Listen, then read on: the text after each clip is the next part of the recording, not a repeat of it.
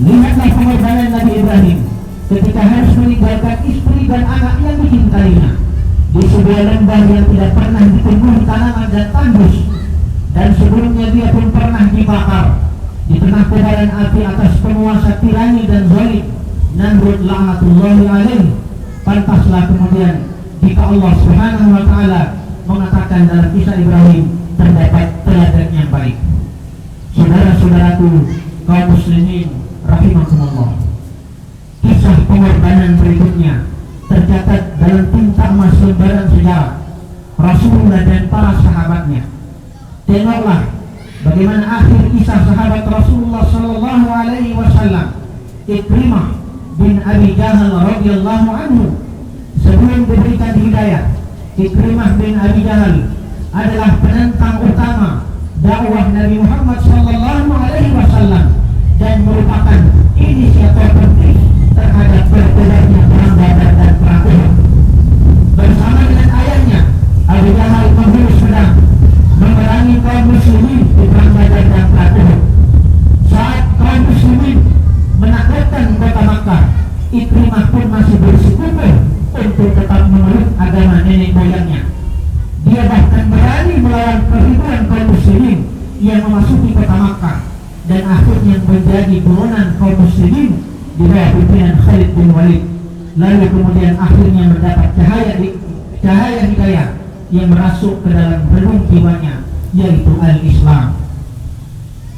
Allah Subhanahu wa taala tak pernah mengingkari janjinya bagi mereka atau hambanya yang bersungguh-sungguh.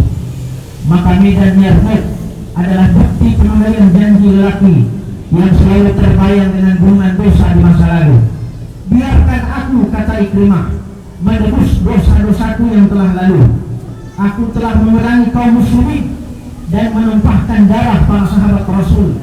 Maka pantaskah aku mundur ketika bertemu dengan pasukan Romawi demi menegakkan kalimat Allah, la ilaha illallah? Tidak sekali-kali, kata Ikrimah. Maka segera dia menerjang musuh dengan semangat yang tinggi hingga Allah Subhanahu wa taala memenangkan kaum muslimin.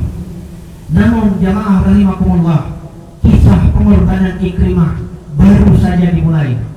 Tubuh sahabat yang terluka parah akibat ratusan sayatan pedang dan puluhan panah menghiasi sekujur tubuhnya. Di sampingnya terdapat dua sahabat Rasulullah yang lain, yakni Al-Harith bin Hisham dan Ayyash bin Abi Rabi'ah, juga mengalami hal yang serupa. Pada saat Al-Harith bin Hisham meminta air minum dan air tersebut didekatkan kepada mulutnya, dia melihat Ikrimah dalam keadaan serupa. Lalu Al-Harith mengatakan, berikanlah dulu kepada Ikrimah. Namun ketika air didekatkan kepada mulut Ikrimah, lalu ia melihat Ayyash bin Abi Rabi'ah, maka Ikrimah berkata, berikanlah lebih dahulu kepada Ayyash bin Abi Rabi'ah. Namun belum sempat meminum air, Ayyash bin Abi Rabi'ah telah syahid. Dan ketika pembawa air minum kembali kepada Al-Harith dan Ikrimah radhiyallahu anhuma, keduanya pun telah syahid. Ikrimah